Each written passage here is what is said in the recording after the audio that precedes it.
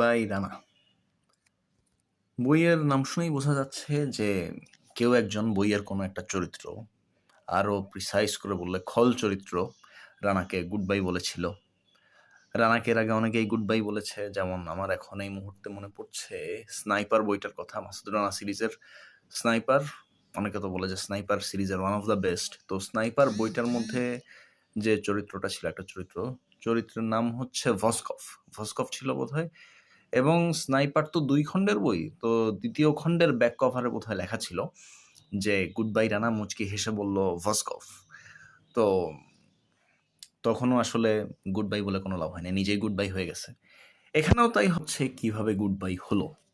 এখানে মূলত মাসুদ রানার মেইন যে প্রতিপক্ষ, মাসুদ রানার মূল প্রতিপক্ষ, মেইন ভিলেন একটা ড্রাগ লর্ড, সাউথ আমেরিকার একটা ড্রাগ লর্ড। ওর নাম হচ্ছে ইমানুয়েল। খুবই কঠিন একটা, নির্দয়, রুথলেস একটা ড্রাগ লর্ড। সে হচ্ছে খুবই প্রভাবশালী, খুবই অপরাধপ্রবণ, ব্লা ব্লা ব্লা, অনেক কিছুই আছে। আমি জানি এখন ড্রাগ লর্ড ভিলেন হিসেবে খুবই ক্লিশে, বাট এটা আসলে যে সময়কারী, যেহেতু এটা একটা জেমস বন্ডের অ্যাডাপ্টেশন, সো ওই সময়ে আসলে তখনও অতটা ক্লিশে হয়ে ওঠে নাই ড্রাগ লর্ড। ড্রাগ লর্ড তখনও খুব ইন্টারেস্টিং একটা ভিলেন এলিমেন্ট ছিল।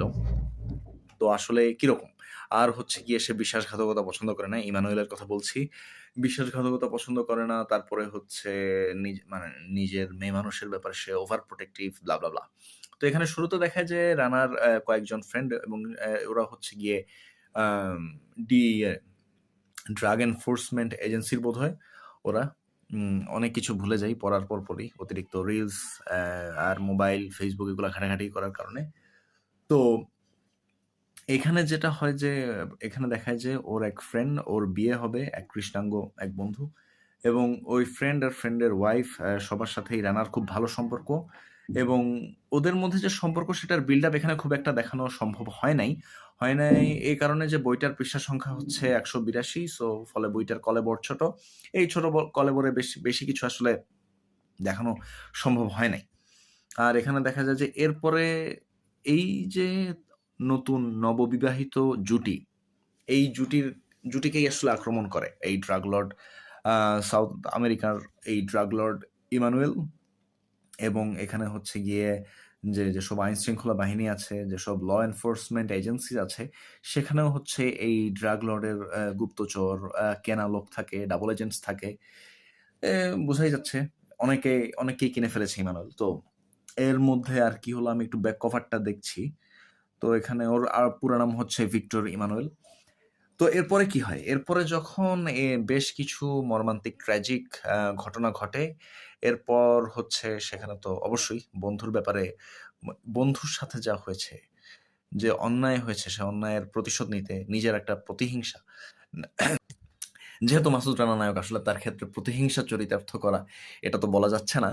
তো সব মিলিয়ে সে যায় বন্ধু হত্যার প্রতিশোধ নেয়। একটু স্পয়লার হয়ে গেল, সমস্যা নেই। এটা অত বড় স্পয়লার না। আর এটা যে কাহিনী, এখানে আসলে খুব একটা স্পয়লার রাখারও কোনো সুযোগ নাই। যাই হোক, তো সে হচ্ছে ছদ্মবেশে চলে যায়, এবং সেখানে ওর একটা মেয়ে সাইড কিক থাকে, একটা নারীর সঙ্গী জুটে যায়। সেই নারীর সঙ্গীটার সঙ্গে ওর পরিচয় হয় এই বন্ধুর বিয়ের অনুষ্ঠানে, এবং পরে দেখা যায় যে না, সে আসলে হচ্ছে গিয়ে সেও একজন আইন শৃঙ্খলা বাহিনীরই সদস্য। তো এই মোটামুটি কাহিনী। তো এরপরে যেটা হয় যে, এই বাঘের ডেরায় যায়, শয়তানের আস্তানায় যায়, ড্রাগ লর্ডের ডেরায় গিয়ে একসময় তোর পরিচয় ফাঁস হয়ে যায়। প্রথমে সে যায় একজন পোটেনশিয়াল ক্লায়েন্ট হিসেবে, এবং পোটেনশিয়াল ক্লায়েন্টের একজন মেয়ে মানুষ হিসেবে ওই নারী সদস্যটা যায়, যে হচ্ছে সিক্রেট এজেন্ট বা কোন সংস্থার, আমি ভুলে গেছি।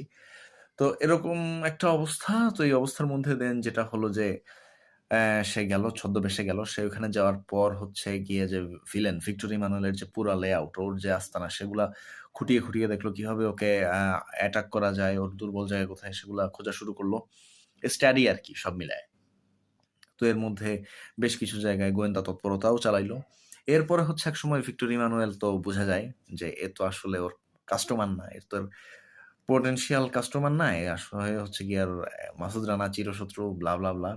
এবং ভিক্টর ইমানুয়েলের মেয়ে মানুষ, এখানে হচ্ছে গিয়ে সে বিশ্বাসঘাতকতার একটা প্লে, একটা বড় একটা ভূমিকা থাকে, ফলে ভিক্টর ইমানুয়েলও খুব চেতা, সব মিলায়। তো বইটা আসলে কিরকম? অ্যাকশনের জন্য বইটা ভালো। বেশ ভালো অ্যাকশন আছে লাস্টের দিকে গিয়ে। একদম আপনার প্লেনে, বিমানের মধ্যে রানা ঝুলতেছে। এখান থেকে ওইখানে লাফ দিচ্ছে, ঝাঁপ দিচ্ছে। বড়, বড় ট্যাঙ্কার, গ্যাসোলিন বিস্ফোরণ, এই সেই।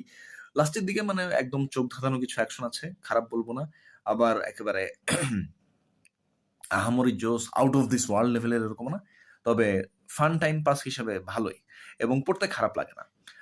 সব মিলিয়ে সুখপাঠ্য লেখনী। আর প্রচ্ছদটা একটু ডিফারেন্ট। তৎকালীন যত মাসুদ রানা আছে সেগুলোর মধ্যে আমি যেটা দেখলাম যে এই বইটার প্রচ্ছদটা একটু ডিফারেন্ট এবং আমি খেয়াল করে দেখলাম যে এটার প্রচ্ছদ শিল্পী, এটার প্রচ্ছদ পরিকল্পনা হচ্ছে হাসান খুরশিদ রুমির। সাধারণত ওই সময়কার মেক্সিমাম প্রচ্ছদই রণবীর আহমেদ বিপ্লবের করা।